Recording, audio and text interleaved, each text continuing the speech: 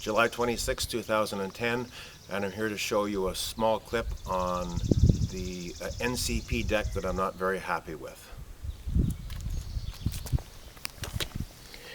Here we have a board that has expanded. It's like about 5/8 of an inch. It's helped contribute to the E-trim popping off, which has caused the corner to come loose. You notice the big gap here between, even though there's clips down there, there's a big gap between these two boards, a smaller gap between these two boards, smaller again, and about the same size again. There doesn't seem to be any consistency.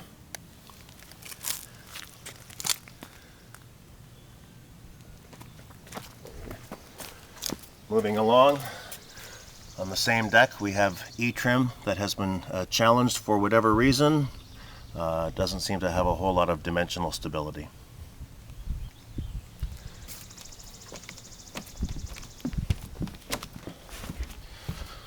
Over here at the far side of the same deck we have a board that has completely split, come off the clip, caused the corners to come loose.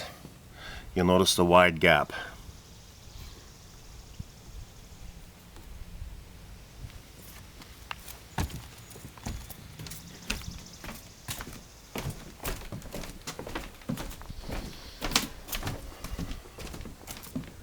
Moving forward on the next level of decking, you notice that we have boards here that have shrunk back from the side of the building. If you notice paint on the edge of the board, this building was painted less than a year ago, about 8 months ago, 9 months ago, and the boards were tight to the building. You'll notice a scar where the painter couldn't get to because the board was tucked right to the building. It has since shrunk back and left this gaping hole, 5/8 of an inch. Down here, 7/8 of an inch. Down here, 3/4 of an inch.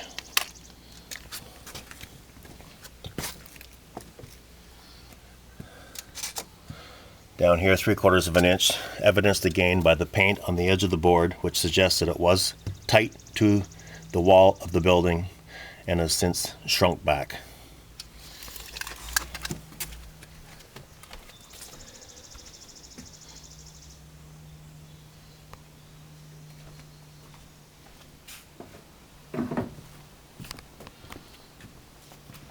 Here I'd like to point out two boards almost touching, despite the fact that there are clips beneath the surface. It suggests that the board has warped or twisted. Right there.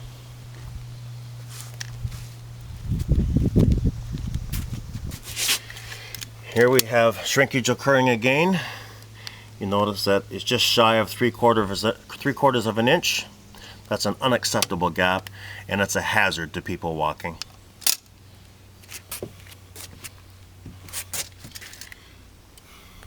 You'll see the same situation occurring here, and here, and here.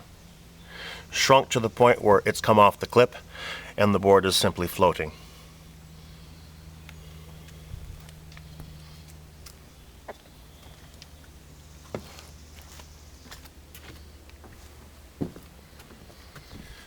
Over here at the edge of the first step, you'll see that the E-trim has actually come loose.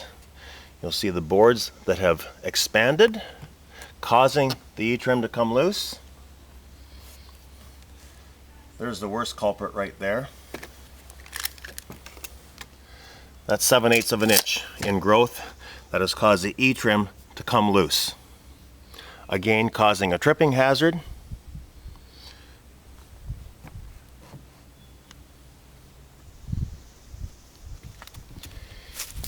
Notice here on the step that the miters have come apart. They're not even lining up. When this job was first done, they were absolutely true and perfect.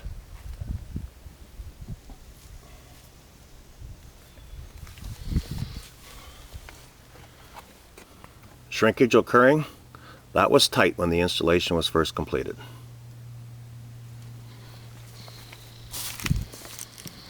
Second deck, You'll notice that the fascia board has popped because it is expanded. Therefore, the miter doesn't line up anymore. And this miter used to be tight as well.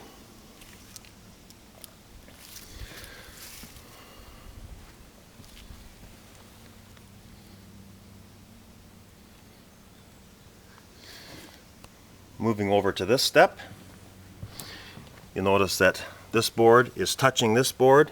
It's also raised. I can put my finger underneath the E-trim. The E-trim has been forced open, causing the miter to come open because of expansion in the boards. Also on this E-trim, you'll notice that the E-trim itself has been compromised from day-to-day traffic.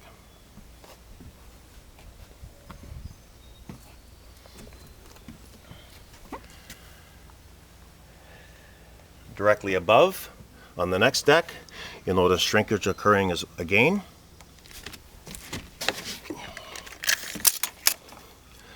That is 5/8 of an inch, but it was up even further underneath the E-trim.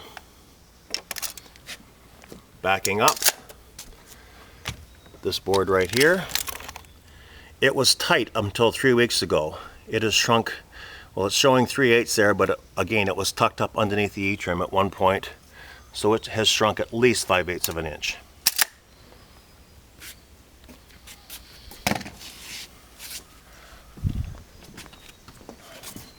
I'd like to illustrate this scenario here. You'll see the gap in the yardstick right next to the board that has shrunk. This board is growing, forcing the E-trim out. I can put my finger underneath it. That should not be happening. It's supposed to be tight to the floor.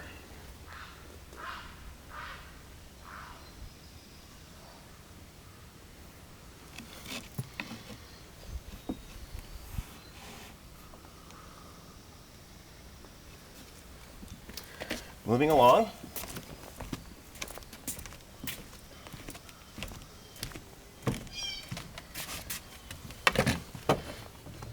Several boards throughout the deck are bellying.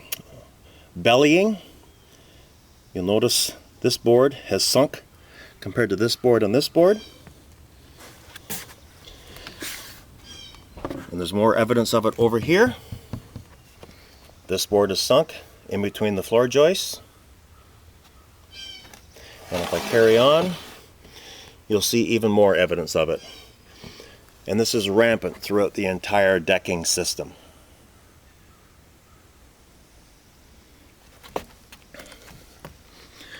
You'll also notice that if I exert my weight on the board, it may or may not show up well in the video, but they do move in between the joists. There is a certain amount of spring to them, and I'm thinking that if we had have gone with 1-foot centers, we might have avoided that. However, the factory condoned 18-inch centers.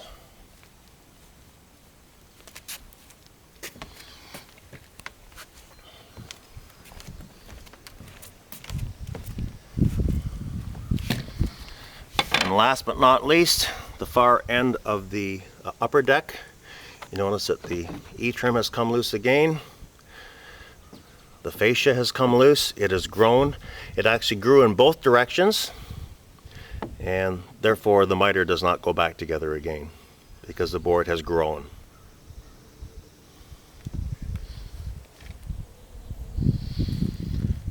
That's my story.